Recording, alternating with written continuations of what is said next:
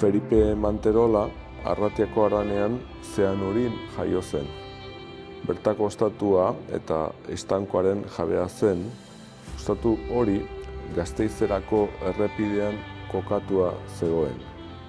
1909 eta 1936 garren artean haraneko bisitari eta bizi lagunen argazki ugari atera zituen Manterolak.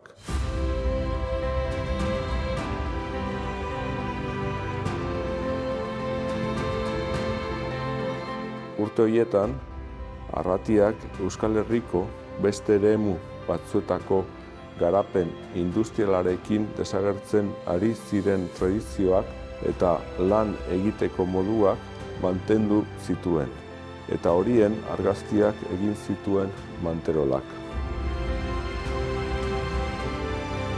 Ibarreko arkitektura eta ohituren argazkiengatik interesaturik, Rafael Picabea Euskal Prentsa editoreak, Jose Miguel de Barandiaran eta Julio Caro Baroja antropologoek enkargatu zituzten bere argazkiak.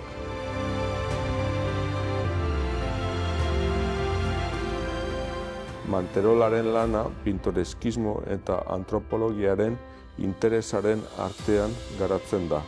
Argazkilariaren familiari esker, museoak 500 irudi eta material ugari jaso ditu bere artxibo pertsonaletik.